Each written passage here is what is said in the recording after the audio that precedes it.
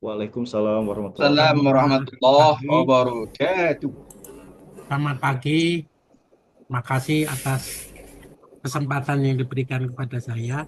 Tadi saya baru buka acara siaran di Kalsel nih Pak. Ya, Tadi Pak. sama KPK tuh.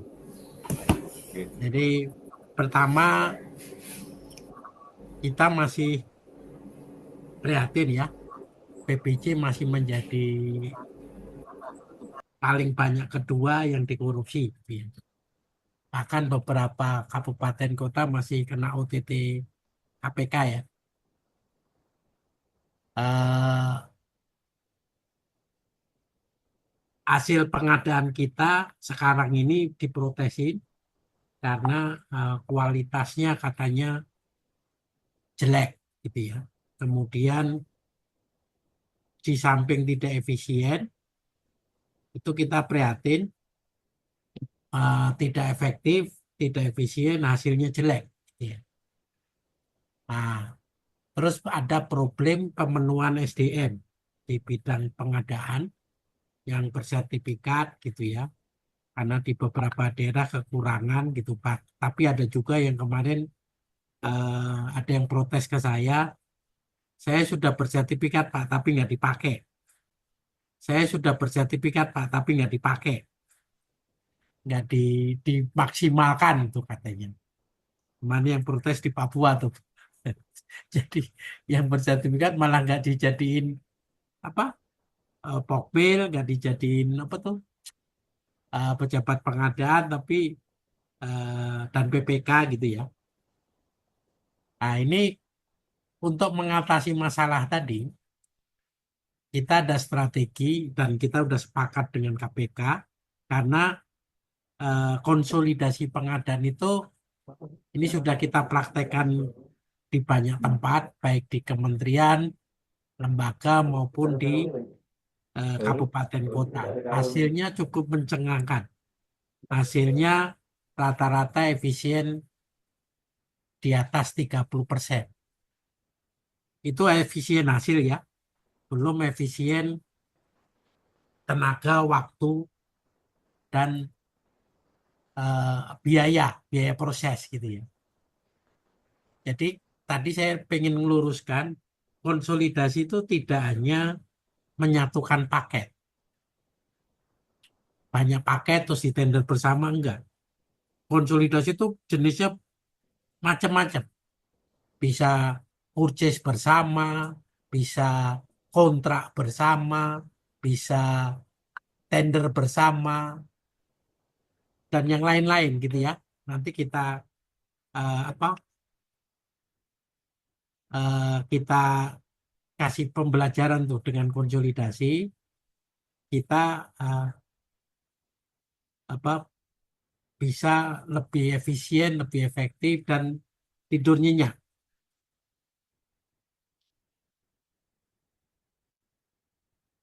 Eh, Pengalaman kita melakukan konsolidasi nanti bisa dikasih contoh Pak Fendi, Pak Erlangga gitu ya.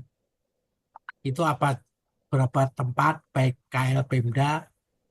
Ini kemarin saya konsolidasi purchase bersama itu di Dikdasmen itu efisien 60%. Kalau laptop kemarin sebelumnya di Diknas itu efisien 2,8 triliun. Bayangin coba dari eh, 3 triliun efisiennya, dari 6 triliun efisiennya 2,8 triliun. Nah, ini beberapa Pemda juga eh, bisa melakukan efisiensi terus tidak perlu tiap tahun tender. Ini penting nih. Jadi kalau Anda ada kebutuhan-kebutuhan rutin yang 1 Januari tidak boleh berhenti, pakai konsolidasi aja. Tidak perlu izin multi-years, nanti bikin kontrak payung konsolidasi. Nanti setiap tahun begitu anggarannya turun, tinggal bikin kontrak pemesanan sesuai harga konsolidasi yang dituangkan dalam kontrak payung tadi. Dengan model begini, nanti harusnya dengan konsolidasi ini tiap tahun jumlah paketnya menurun. Kita berharap jumlah paket pengadaan yang pakai pengadaan langsung itu turun. Saya agak prihatin monitor dari sirup gitu ya. Banyak sekali teman-teman bikin paket pengadaan langsung, pengadaan langsung, pengadaan langsung gitu ya. Ini apalagi nilai pengadaan langsung digedein nih, 400 juta. Kan kemarin Perpres 46 tuh. Anda harus jangan ngelihat itu doang. Jadi memilih metode itu harusnya lebih efektif mana? Di tender pakai katalog atau yang lain gitu ya. Kalau lebih efektif metode lain, Anda tidak harus pengadaan langsung gitu ya. Jadi kemarin karena dinaikin 400 juta tuh nanti banyak tuh paket di sirupnya pengadaan langsung banyak banget. Padahal ada ketentuan larangan memecah paket menghindari lelang. Ini kemarin di kota Jogja masuk penjara tuh gara-gara PA-nya masuk penjara gara-gara memecah paket dibikin di bawah 200, 200, 200 tapi ada 300 paket. Awalnya satu paket dipecah jadi 300. Masuk penjara tuh.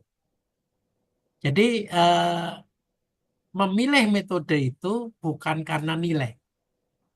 Ini lebih efektif disatukan, dikonsolidasikan, baru dipecah gitu ya. Atau ini memang nggak sejak awal nggak bisa dipecah. Gitu ya. Jadi konsolidasi itu tidak hanya menyatukan paket. Kemarin ada ada pengamat yang bilang ke saya gini, ngritisi. Ini konsolidasi ini kan menghalangi kesempatan usaha kecil, bertentangan dengan programnya Pak Presiden, mendorong peran UKM. Waktu kita jelasin konsolidasi, anak buah saya di Papua langsung disuruh pulang. Dan ini semuanya terjadi di daerah. Pengusaha daerah pada protes. Karena banyak sekali proyek-proyek yang dimenangin Jakarta gitu ya. Nah, caranya ini mumpung ada teman-teman PU ya. Caranya gimana? Kalau Anda lelang konstruksi, kalau konvensional kan pasti Anda bikin 3 paket kan. Perencana, pengawas atau MK, kemudian baru pelaksana konstruksi. Kalau model begini pasti tidak efisien, pasti tidak efektif. Harusnya dikonsolidasi. Pertama, konsolidasi untuk material dulu. Material konstruksi Anda tenderkan. Tendernya items. Misalnya material konstruksi yang pokok ada 100 item. Tenderkan. Semen, pasir, batu, besi beton, aspal, hot mix gitu ya. Tenderkan. Tender item itu di tender, nanti peserta bisa nawar sesuai dengan kapasitas dia, kemampuan dia. Saya nawar semen saja boleh, saya nawar hot mix saja boleh, hot mix pun dipecah-pecah, dihampar di Kabupaten A berapa per kubik, dihampar di Kabupaten B berapa per kubik gitu ya. Di kolom komen Ditenderkan dulu. Kemudian setelah ketemu yang ditenderkan kan harga satuannya, tuangkan dalam kontrak payung, nggak usah tayang katalog juga nggak apa-apa. Tuangkan dalam kontrak payung, kemudian bersamaan dengan tender apa material, Anda tenderkan alat berat, sewa alat berat. Kenapa proyek konstruksi selalu dimenangkan pengusaha Jakarta? Karena pengusaha daerah pasti nggak punya alat, alatnya ketuaan. Kenapa tender jalan tuh selalu bermasalah? Karena kalau pakai hotmix harus punya AMP, harus digunakan AMP. Ternyata di Kalimantan, di beberapa pulau itu yang punya AMP sedikit. Nah sekarang AMP-nya tenderkan sendiri. Alat berat tenderkan sendiri. Item mes juga. Kemudian masukin kontrak payung 5 tahun sekalian. Jadi ngikatnya jangan setahun. Tadi material tadi juga 5 tahun sekalian per item material. Kemudian baru ditenderkan konstruksinya. Tender konstruksinya itu tender jasa konstruksi. Tendernya apa? Tender jasanya saja. Yang ditenderkan adalah keuntungan kontraktor. Di Pepres keuntungan kontraktor maksimum 15%. Di dalam tender konstruksi diatur. Semua pemenang kontraktor yang sebagai pemenang tender tadi tidak boleh ngambil untung dari material. Semuanya at cost. Nah, terus nanti Anda pecah-pecah tuh. Supaya BUMN, pengusaha Jakarta, nggak akan nawar di tempat Anda. Yang menang pasti pengusaha daerah. Caranya benar, lebih efektif, lebih efisien. Tidurnya nyenyak. Lakukan itu. Konsolidasi material konstruksi, alat berat, dan jasa konstruksinya. Terus nanti kalau tahun kedua jalannya rusak, nggak perlu nunggu tender. Kirim hot mix ke lokasi yang rusak, kirim alat berat ke lokasi yang rusak. Tukangnya swakelola. Jadi nggak sampai jalannya di videoin warga tuh. Jadi apa tempat pemancingan. Jadi apa tempat foto. Nah, itu kan harus dihindari tuh. Kemudian cara konsolidasi yang paling cepat kita tawarkan Anda bergabung aja. Misalnya kalau di provinsi sudah ada, Anda ngikut tinggal beli aja hasil konsolidasi provinsi. Kemudian kalau kabupaten sebelah sudah ada, ngikut aja. Nanti kontrak payungnya di adendo. Mungkin itu pesan saya, lakukan konsolidasi, pilot project dulu, per kabupaten kota atau per provinsi, nanti pasti hasilnya cukup signifikan.